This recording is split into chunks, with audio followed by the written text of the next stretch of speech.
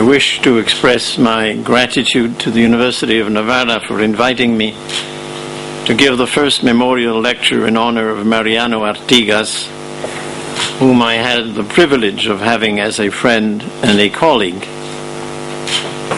The bad news is that I will be speaking in English. I understand Spanish and I read it with great pleasure, but were I to speak in Spanish, you would be relieved to know that I will go on in English. The good news, however, is that I will not speak for more than 40 minutes because there are people here who might want to add some item of commemoration.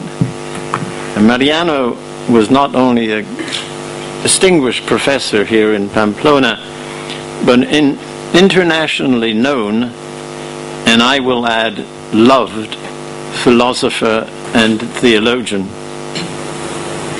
That a gifted professor should be well known is not above expectations, but that he should also be loved is perhaps less common. But Mariano Artigas was no common man. I do not mean that he was not simple, humble, and open-minded. What I want to say is that he had these qualities in an uncommon way. You could not get to know him without learning from him about matters of the mind, but also about more important things, about the heart and the soul. Since I am the first person to be invited to talk about science and religion in an Artigas perspective, and since there's always the risk that a great man may not be so well remembered after a few years have passed, allow me in the first part of this lecture to speak of him in a personal way in the hope of adding some perspective to his rich personality and his deep spirituality. I apologize to those of you who knew him more than I did, but a great man like Don Mariano can be seen from many vantage points, and it's a tribute to his personality that he reached out to us in various ways, as we have had the pleasure of hearing this morning. I became acquainted with Mariano, if you will allow me to use his Christian name, since in English we seldom refer to Don, and he is known as Mariano outside. I met him for the first time in a meeting in Rome after he had been awarded a prestigious Templeton Prize. When I was introduced to him, I offered him my congratulations, which he brushed aside with his characteristic smile, to move immediately to what is sometimes called in English the kill. If I knew as much about Galileo as you do, he said, I would write a book about him.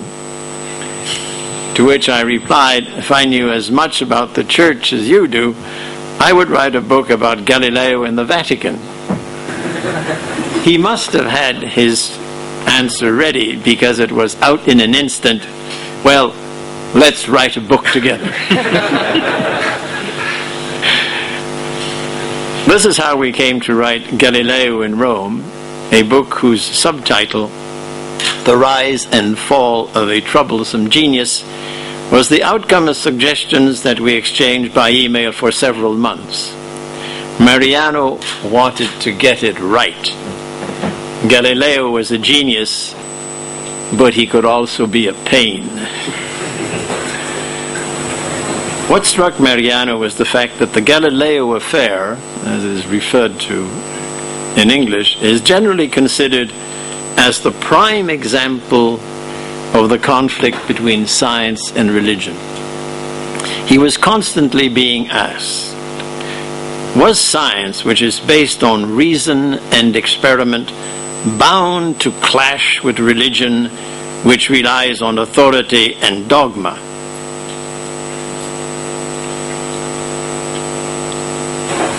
Hence the Galileo thing. I never heard him answer this question directly, because he would invariably reply, the Galileo affair is one instance, Give me another.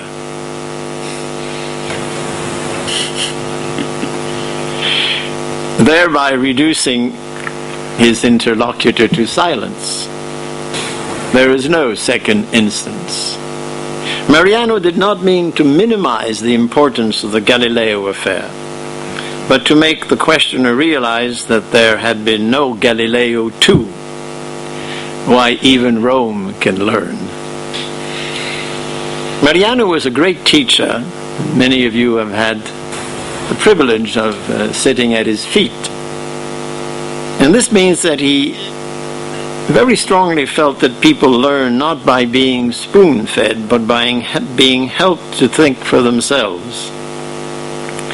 I think only a very patient man can do this.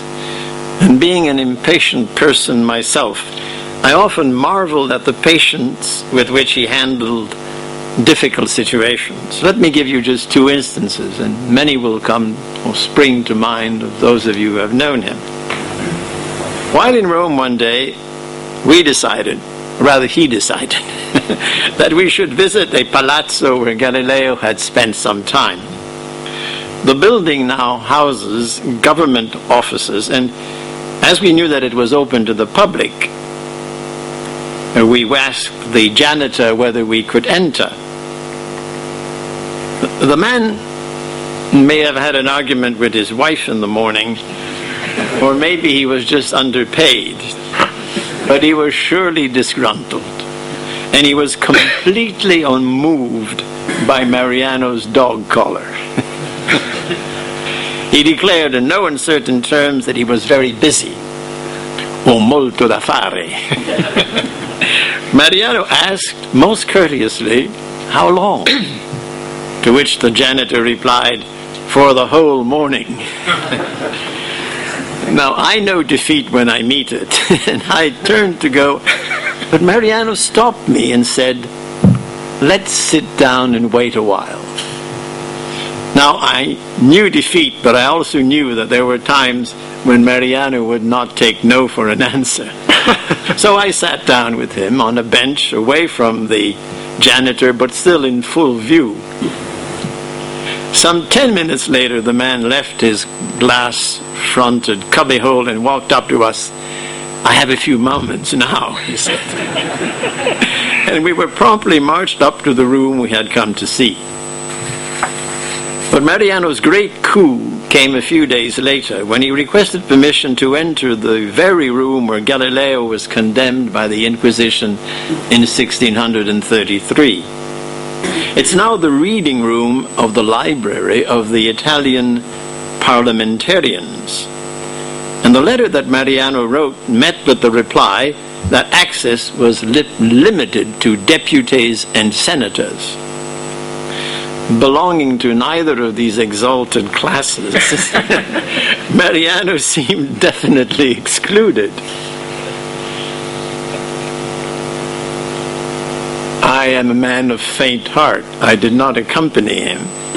But he went, nonetheless, to the library, made his request, met with the kind of refusal he expected, and then sat down. 15 minutes later, a handsomely dressed guard ushered him into the library. And I regret to the present day not having accompanied him because I've never seen this room. Now, if you think this is easy, just try it. And that way he was a marvelous man. He had the capacity to listen to people.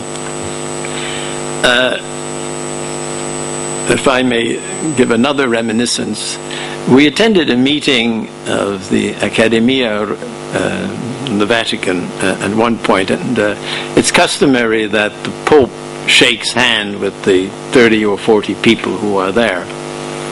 And I was walking out with Mariano when a Nobel Prize winner, Rita Levi Montalcini, who is a Jewish person, who is now, this year, 100. This is, perhaps she was 92 at the time or something. And she slipped in between us, very small, and started speaking to the Pope. And she said to me, I have something to tell him. What she told him was, for us Catholics, quite extraordinary. It was a very secular and I will say non-religious approach, and she was interested in the problems of life and biology. What was amazing is that the Pope listened to her. You could feel John Paul II listening carefully to what this woman was saying. He did not interrupt her, and he was really trying to, it was marvelous. And then I walked out, and she took my hand, and she said to me, "Did you notice how he listened to me?" Yes. She said, "But I'm not so sure I convinced him." Now, Mariano had this extraordinary quality of gaining the sympathy of people by listening, but it was a genuine listening. He really listened to people. One instance, I think I must mention this one because for me it really struck me. Some people had read Dan Brown's and taken this for gospel truth and had criticized the Opus Dei in a way that seemed to me entirely frivolous and ridiculous. And Mariano sat down with them and he listened to their criticism. And he didn't really answer anything, but they left convinced that Opus Dei was not that bad after all. It was amazing, this great quality he had. Mariano was 1 year my junior, and we both came from Catholic families which gave us a religious upbringing for which we were both deeply grateful. Our mothers played the piano. His mother, your mother, madam, probably played much better than mine. Because Mariano remembered how he used to fall asleep as a child while listening to her playing. And this musical background was important to him. And when many of you entered his study, you must remember that you heard a soft music in the background. "It reminds me of my mother," he would say, "and it helps me concentrate." We were also brought up in the days of the Latin liturgy, and we remained attached to traditional hymns and ritual. When we attended meetings together, this was the first time I mentioned this, I would welcome Mariano, I would become Mariano's altar boy, and he would celebrate Mass in Latin. Now, we did not do this because we felt that Latin was better or richer than the vernacular, but because it was for us a powerful reminder of a tradition that shaped our religious sensitivity. It was also a way for us to realize that there are many ways to worship. And if we cherish our own traditions, we must have a keen respect for those of others and be anxious, as Mariano put it, to allow innovations. Perhaps a more important feature of our religious worldview was the fact that we grew up at a time when Roman Catholicism was still uneasy with personal reading of the Bible. Strange as it may seem, we were not encouraged to read the Bible on our own, lest we get the message wrong. In catechism classes, the miracles of Jesus were stressed, but I do not remember anything being said about his practice of eating with sinners and prostitutes. So Mariano and I, in our discussions, I following him to a large extent, both gradually became aware of the danger of treating Jesus primarily as a wonder maker, of stressing his divinity to the detriment of his humanity. We both tried to take the reality of the Incarnation more seriously and to look in Jesus' ministries for lessons on how to behave rather than for the greatest show on earth. Let me give you one example of our modest efforts at pondering a biblical passage. I refer to the feeding of the 5,000, which is the only miracle apart from the resurrection that is present in all 4 canonical Gospels. You will recollect that when Jesus landed on the shore of the Lake of Galilee, he met a large crowd who wanted to hear him. As evening approached, the disciples came to him and said, "This is a remote place and it's getting late. Send them away into the country and villages and buy themselves something to eat." Jesus replied, "You give them something to eat." But the disciples said to him, "Shall we go and buy for 200 denarii worth of bread and give it to them?" And Jesus asked them, "How many loaves do you have? Go and see." So they went and came back saying that they had 5 loaves of bread and 2 fish. Now Jesus commanded the crowd to sit down, as you recollect, on the grass by groups of 50 and hundreds, says one of the Gospels. Taking the 5 loaves, he blessed them and broke the loaves. Then he gave them to the disciples, and the disciples gave them to the people. They all ate and were satisfied. And the disciples picked up 12 basketfuls of broken pieces that were left over. The number of those who ate was about 5,000, and Matthew adds, besides women and children. Quite a crowd. Now, when we were growing up, Mariano and I would simply have cheered Jesus Superstar.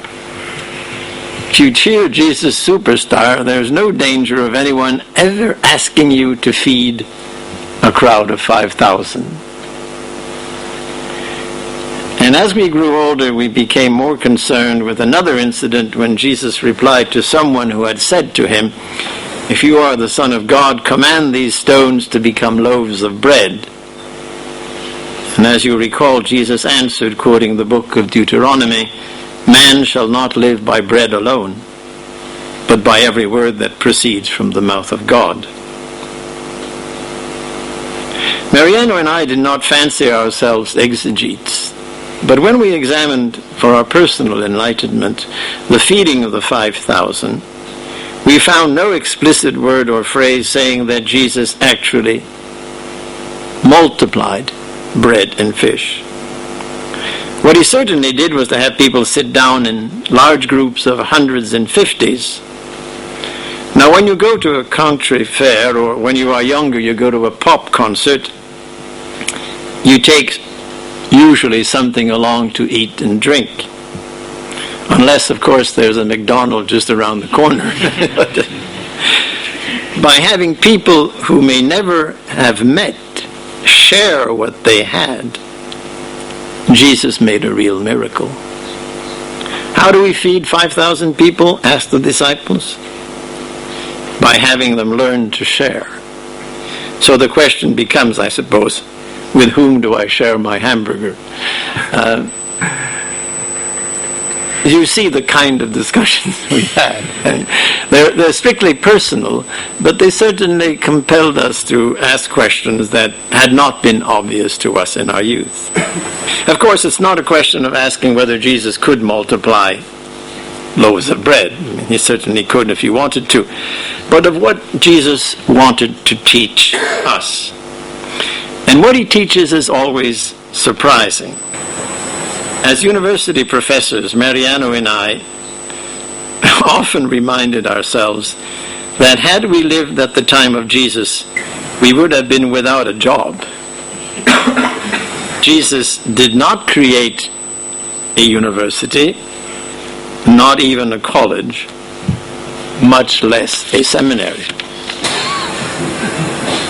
Many of you know that Mariano took great pleasure in going for long walks. He always traveled with his running shoes and a gym suit. I'm equally fond of walking, and I almost wore out a pair of shoes walking with him. I remember with fondness going with him around the lake of Albano at the foot of Castel Gandolfo, or along the walls of Pamplona. Here you have a particularly delightful place to walk. These walks were long but not very strenuous, and we spent most of the time discussing a variety of topics, not only the Bible. One recurrent theme was the hobby horse of philosophers who teach the meditations of Descartes. What is the rock bottom of knowledge? Descartes states, as you all know, that the fact that I think proves that I am. And philosophers and their students, I might add, raise innumerable questions about the validity of this claim. What if the cogito is just the fleeting thought of an evil spirit who imagines that he is René Descartes? Now, we didn't spend too much time on these questions, but what really interested Mariano, because he was a man of faith, as you put it so eloquently, was the rock of all ages, the foundation of knowledge for a Christian. I also thought about Descartes, even wrote a book about him, but I never felt that the rock bottom could be my fragile cogito. I believe you are here. Indeed, I'm grateful for your presence. And I would be greatly embarrassed and disappointed if I closed my eyes for an instant, and when I opened them, I found that you were no longer there. I know that I'm not a good lecturer, but I never thought I was that bad. So, with Mariano, I would like to say that if you're looking for the rock bottom, the reality is God. God is always present. If I were to say what deeply influenced me in Mariano was this deep vision that the person, I know you're here, but I believe that God is even more here than you are. And that for him was a living reality. God is closer than you think. Which brings me to a private visit to the Sixtine Chapel that Mariano and I were so fortunate to make with a small group of 10 people. We had been to the Sixtine Chapel before, but only after standing for hours in line, only to enter an overcrowded room, and we never suspected the impact of the paintings in an empty and silent chapel. May I have the first slide, please?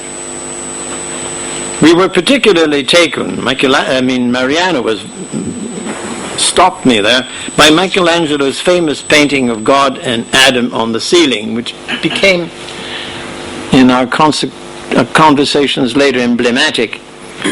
We were struck by the way the figure of God is extended towards Adam, and how he twists his body to move it as close to him as possible. His head is turned towards Adam, and his gaze is fixed on him. God's arm is stretched out, his index finger points straight ahead. Every muscle is taut. I seem to recollect Mariano mentioning that in paintings prior to Michelangelo, the creation of man was always represented with God standing on the ground, in effect helping Adam to his feet. Here, God is rushing to Adam on a cloud, one of the chariots of heaven propelled by angels. Now we now have supersonic jets, but let us recall that in Michelangelo and Galileo's day, the best and fastest means of locomotion was angels. It is as, and I'm trying to recollect here my discussion with Mariano, as even in the midst of the splendor of all creation, God's entire being is wrapped up in his impatient desire to close the gap between himself and Adam. He can't wait. The next slide, please. His hand comes within a hairbreadth of Adam's hand.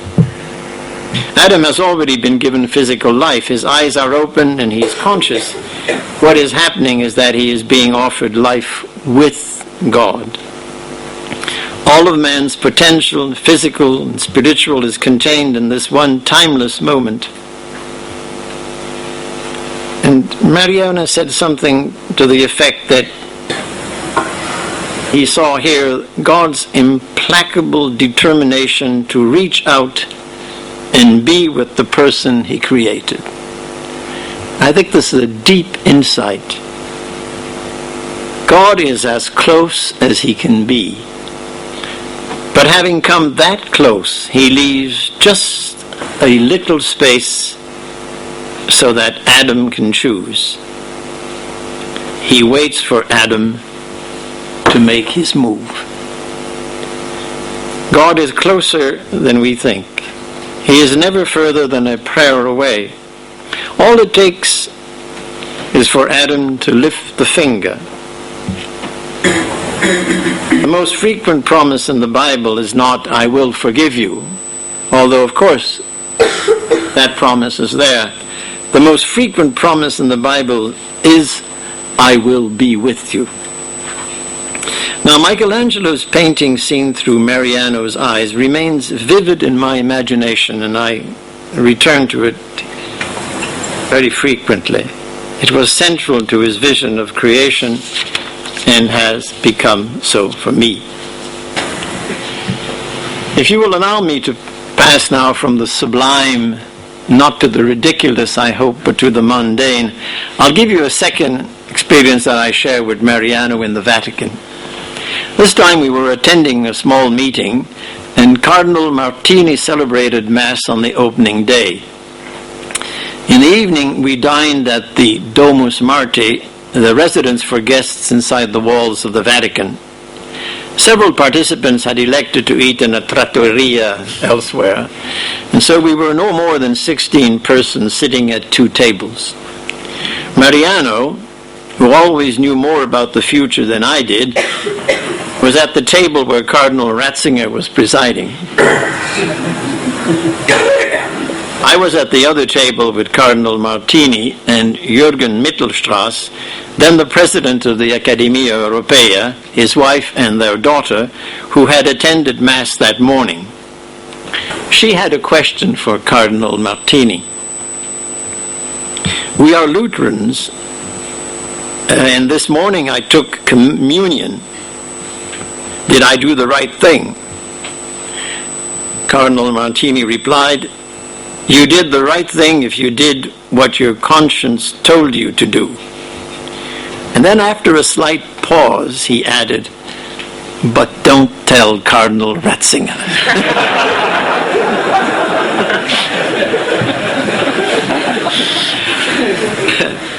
When I told Mariano about this, he smiled, but he didn't say that he had been sitting at the wrong table. Let us now pass into the second part of this 40-minute talk. More directly about the relations between science and religion, what religion can learn from science, what science, I think, can learn from religion.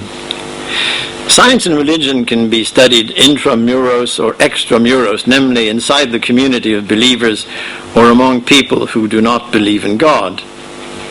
Now, I have the